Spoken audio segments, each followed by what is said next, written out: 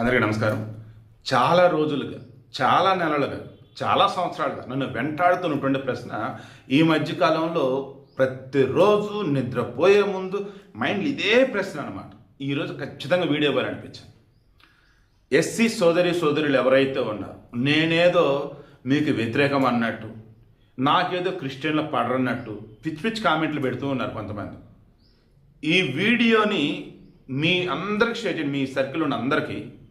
నాలాగా ఎస్సీల మేలు కోసం మొదటి నుంచి వీడియోలు చేస్తూ ఈరోజు ఈ వీడియోలో నేను చెప్తున్న కంటెంట్ ఒక్క జర్నలిస్ట్ అని టచ్ చేసాడేమో చెప్పండి. సూటిగా అడుగుతూ ఉన్నా. ఈరోజు పాలకులని ఎస్సీలు మతం మారితే ఆ ఎస్సీ రిజర్వేషన్ ఉండదు అన్నారు. ఓకే, మరి ఎస్టీలు మతం మారితే ఆ రిజర్వేషన్ ఎందుకు ఉంటుంది? బీసీలు మతం మారితే అదే రిజర్వేషన్ ఎందుకు ఉంటుంది? ఈడబ్ల్యూఎస్ ఓపెన్ కేటగిరీయా? ఓసీలు రెడ్డి, నాయుడు, కమ్మ, బ్రాహ్మణ్ లైక్ ఇలా వీళ్ళు మతం మారితే ఎకనామికల్లీ వీకర్ సెక్షన్ కింద వీళ్ళకి ఎలా రిజర్వేషన్లు ఇస్తున్నారు? అత్యధికంగా ఉన్నటువంటి ఎస్సీలు మతం మారినట్టయితే క్రైస్తవులకు మారుతున్నారు. సో క్రైస్తవం గురించే మాట్లాడదాం, ఓకేనా? ఇప్పుడు ఈ క్రైస్తవంగా ఉన్నటువంటి వాళ్ళు ఎవరైనా ఉంటే వాళ్ళు సర్టిఫికేట్లో బీసీసీ అని తీసుకోవాలి, రైట్? బట్ వాళ్ళ రిజర్వేషన్ కోసం పుట్టుకతో వచ్చిన కులం ఎటు పోతుంది, మతం మాత్రమే మారాం కదా. సో ఇప్పుడు వాళ్ళు ఏమంటున్నారంటే ఇప్పుడు కూడా ఓలల్లో మమ్మల్ని తక్కువ చేసే మాట్లాడుతున్నారు, ఊరు బయట ఉంచుతున్నారు, ఊరు మధ్యలోకి వచ్చినా కానీ పల్లెటూళ్ళల్లో అవహేళన చేస్తున్నారు.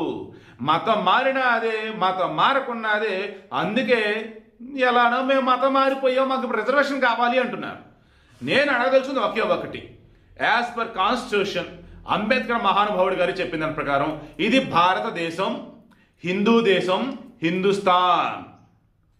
ఇక్కడ పుట్టినటువంటి మతాలు ఏవైతున్నాయో బుద్ధిజం, సిక్కులు, హిందూ, వీళ్ళ ముగ్గురికి సంబంధించిన రిజర్వేషన్ ఫలాలు అన్నారు. వేరే మతాలు, వేరే దేశస్తుల మతాలు అవలంబించినట్టయితే వాళ్ళకి రిజర్వేషన్లు వద్దు అన్నారు. ఇదే కదా ఎస్సీలకు చెప్పింది. 1950లో రూల్ ఇదే కదా వచ్చింది. మరి ఎస్సీలకి అప్లై అయినప్పుడు ఎస్టీలు కూడా అప్లై అవ్వాలి కదా, బీసీలకి అప్లై అవ్వాలి కదా, ఈడబ్ల్యూఎస్ కూడా అప్లై అవ్వాలి కదా. నేను అంటుంది ఇది. మతం మారినటువంటి ఎస్సీలుగానే ఉంచండి, నేను అసలు ఏ రోజు అడగను. నేనేం అడుగుతున్నాను, మతం మారినటువంటి ఎస్టీలు, బీసీలు, ఈడబ్ల్యూఎస్ ఉన్నటువంటి ఓసీలు వీళ్ళకి మాత్రం రిజర్వేషన్ ఎందుకు ఇస్తున్నారు అంటున్నా. అదేమంటే అప్పుడు ఫస్ట్ మీరు చెప్పింది ఏంటిది? ఎస్సీలకు సంబంధించి సమాజంలో అంటరానితనం అంటూ, విచక్షణ అంటూ నానా రకాలుగా ఉంది హిందూ సమాజంలో. వారి నుంచి కాపాడటం కోసం, వారికి సమాజంలో గౌరవం కల్పించడం కోసం ఆ ఎస్సీ రిజర్వేషన్ అన్నారు. ఓకే, మరి ఎస్టీలు ఏంటి అంటే వాళ్ళు సమాజం కాదు కదా, గిరిజనులు కదా, కొండల్లో కోనల్లో ఉంటారు కదా, వాళ్ళకంటూ దాన్ని బేస్ రిజర్వేషన్ అన్నారు. మరి బీసీలు ఏంటి అంటే వెనుకబడితనంతో ఉన్నటువంటి వాళ్ళు, వీళ్ళు వెనుకబడిన వర్గాలు, వీళ్ళకి మతంతో సంబంధం లేదు, కులాలు అన్నట్టుగా చెప్పుకుంటూ వచ్చున్నారు. ఇక ఎస్టీలు అన్నప్పుడు కూడా గిరిజన తెగలు అన్నప్పుడు వాళ్ళకి మతంతో సంబంధం లేదు అన్నారు. మరి ఈడబ్ల్యూఎస్ ఏంటి అంటే అసలు మతం కాదు, కులం కాదు, ఇక్కడ ఓన్లీ ఆర్థికంగా వెనుకబడి ఉన్నటువంటి వాళ్ళు అంటున్నారు. సో ఇప్పుడు నేను సూటిగా అడుగుతూ ఉన్నా, ఎస్సీలలో ఉన్నటువంటి వారిలో ఎంతమంది ఆర్థికంగా బాగున్నారు? ఎస్సీలలో ఉన్నటువంటి వారిలో ఎంతమంది ఇంకా వెనుకబడిన తర్వాత అల్లలాడిపోతున్నారు?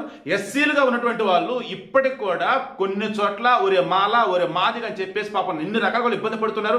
ఎస్సీ ఎస్టీ అట్రాసిటీ చట్టం ఉన్నా కానీ ఓలల్లో ఇప్పటికీ వాళ్ళని కులం పేరుతో దూషిస్తూ ఉన్నారా లేదా?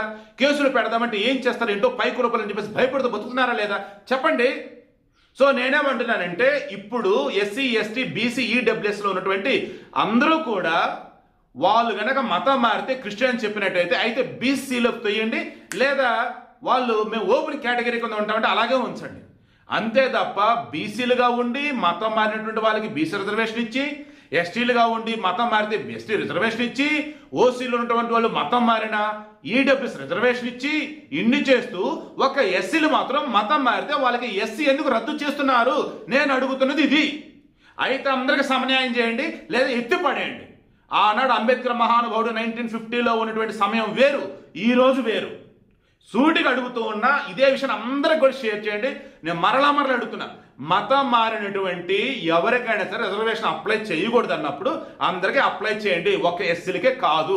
It's my sincere request.